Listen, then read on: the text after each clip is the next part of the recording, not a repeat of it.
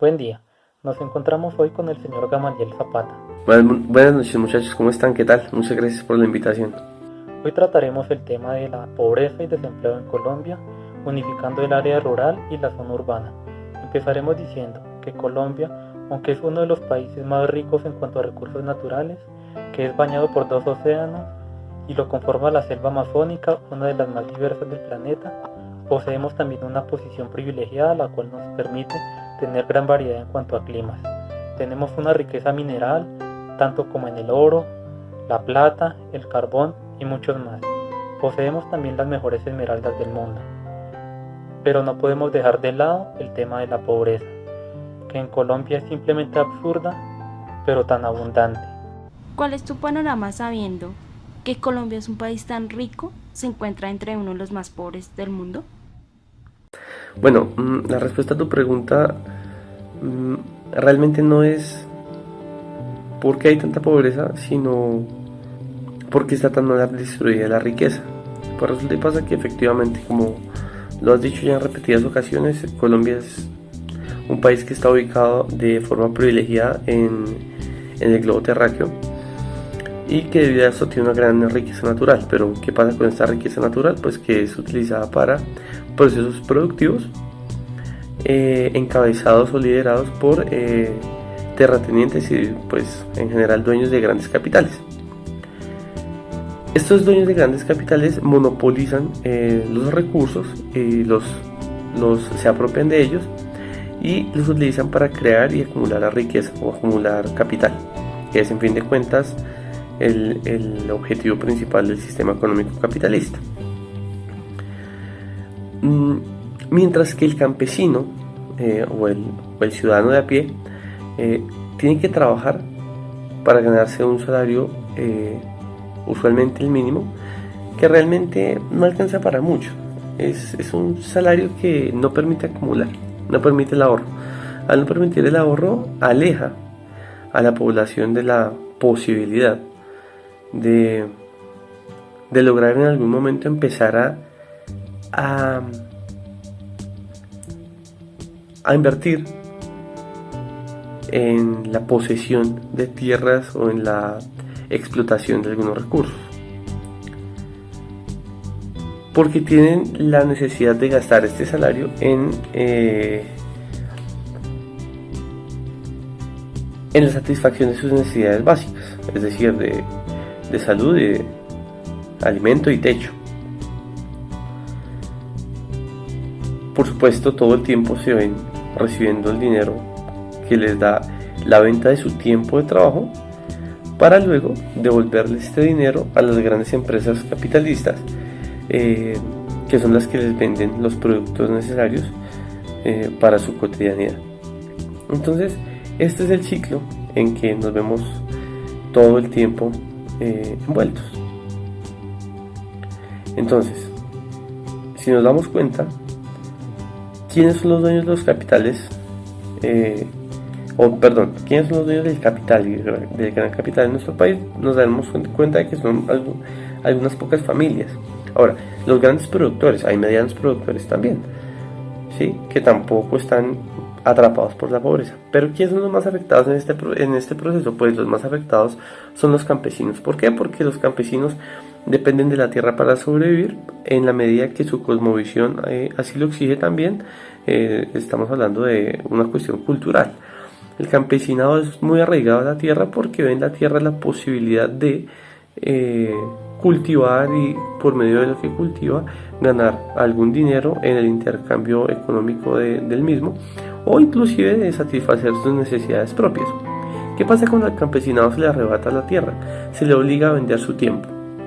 Pero ¿qué pasa cuando hay procesos como la violencia en Colombia que desplazan a este campesinado a las zonas urbanas? Pues el campesinado que está preparado para trabajar la tierra y que además tiene un cúmulo de conocimientos ancestrales se ve relegado a un lugar en donde pues su conocimiento no es requerido, y entonces se ve obligado a trabajar en cualquier otra cosa que es pagada de manera precaria. es remunerada de manera precaria. Al ser remunerada de manera precaria no permite que estas personas puedan satisfacer sus necesidades básicas o primarias de manera, digamos, de una manera total, sino parcialmente, o a veces ni siquiera los alcanzan a solventar, y esto genera toda una cadena de pobreza, ¿cierto? Inclusive de miseria podríamos llegar a llamar. Entonces la situación como tal no es porque hay pobreza en un país tan rico, sino porque está tan mal distribuida la riqueza, porque en fin de cuentas es lo que genera la pobreza, la inequidad en la distribución de la riqueza. Sabemos que el capital y las tierras están en manos de algunos pocos, frente a una gran mayoría que va perdiendo cada vez más la posibilidad de producir para resolver sus situaciones diarias. Es grosso modo la situación. ¿Cree usted que hace falta sentido de pertenencia? Efectivamente, en Colombia no hay un sentimiento de pertenencia por la nación. Y eso es básicamente porque no hay un sentimiento de nación, y eso ocurre porque en Colombia no hay solo una nación, hay varias. Teniendo en cuenta la definición de este concepto, que no va solamente ligado al territorio, sino a una serie de cuestiones como la cultura, como la lengua, como la historia colectiva. Por eso es que el colombiano como tal no siente un arraigo. Sencillamente necesita solucionar ciertos puntos precisos de la cotidianidad, y por supuesto desde su particularidad, lo que pasa por encima del principio liberal decimonónico, que dice que el bienestar colectivo prima sobre el particular. En Colombia, pero no solo en Colombia, en Latinoamérica existe una tendencia mucho más estrecha hacia primar el bienestar individual, el particular. Entonces, esto, como se ve reflejado en la economía colombiana, no contemplamos los recursos naturales como pertenecientes al territorio nacional, sino como si fueran propiedad privada de ciertos sectores específicos. Entonces no se utilizan en beneficio de la población total, sino que se utilizan en beneficio de unos intereses muy puntuales, propios de personas específicas. ¿Cómo se ve la política especialmente en los pueblos y en las zonas rurales? De forma muy particular. El latinoamericano como tal tiene una concepción de la política como un mercado de favores. Eso se da porque pensamos que nuestros gobernantes, sus dirigentes, son benefactores.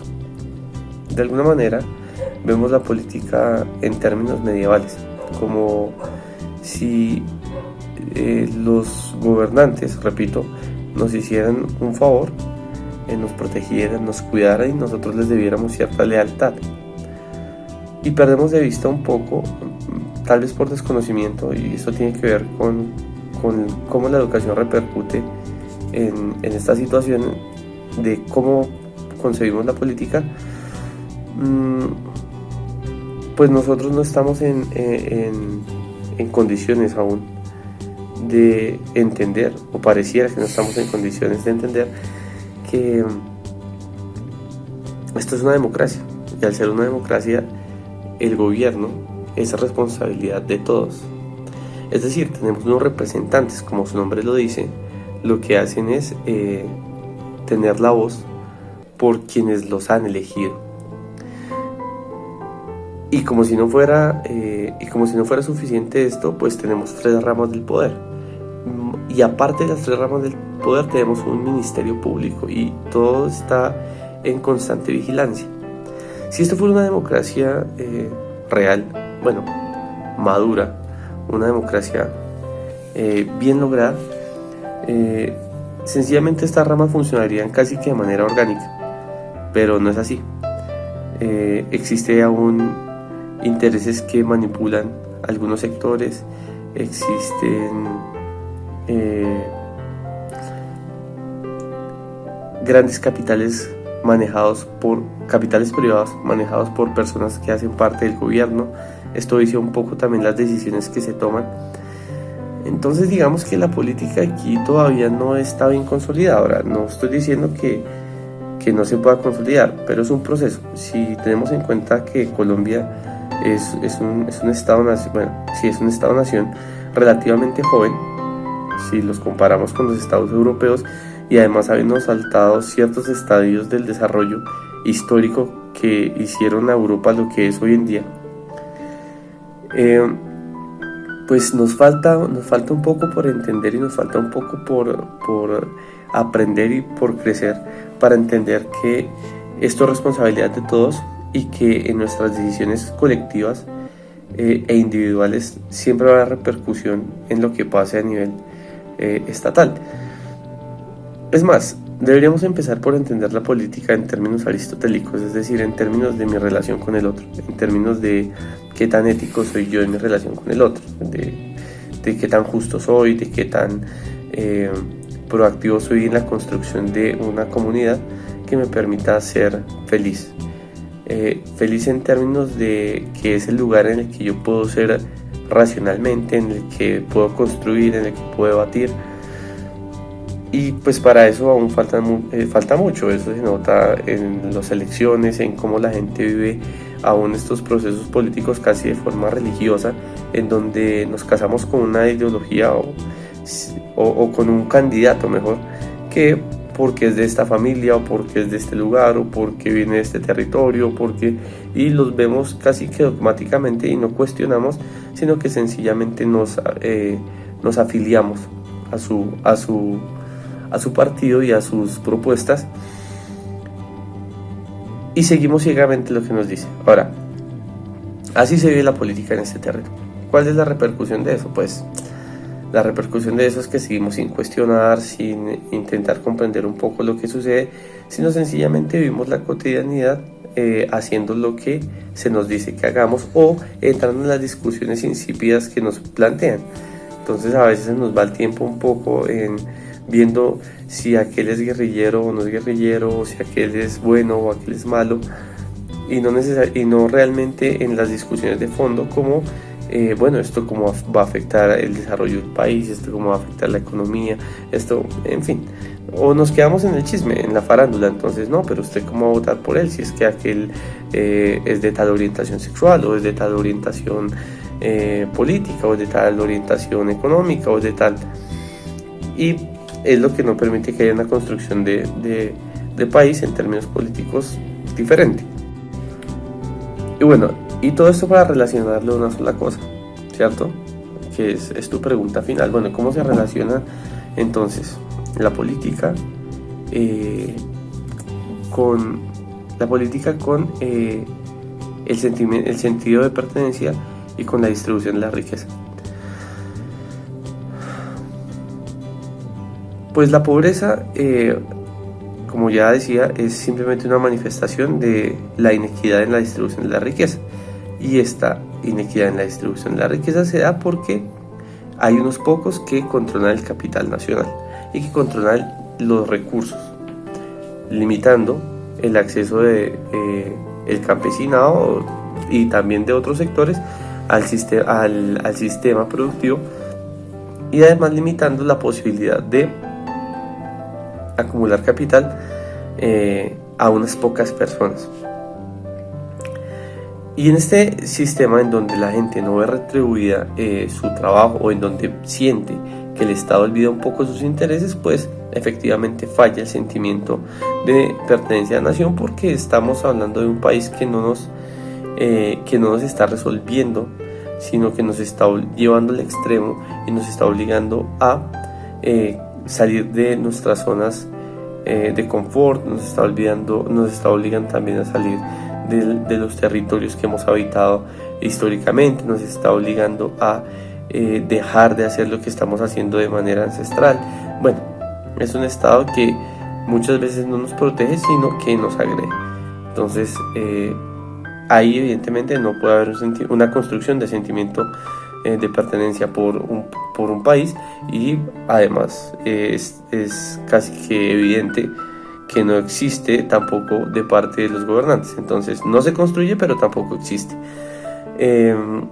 Y por último, entonces estaríamos diciendo que Todo esto se debe a la forma en que nosotros vemos la política, porque no es una política en la que nosotros construyamos como país un Estado que nos sirva, sino que somos un país que considera que nos hacen un favor, y entonces en tanto nos hacen favores, nosotros servimos y le damos nuestra lealtad a quienes nos benefician. Entonces esto es todo un tema que es un poco más complejo, pero que se reduce básicamente a dos factores, y es a la forma en que vivimos la política y a la forma en que se distribuye la riqueza.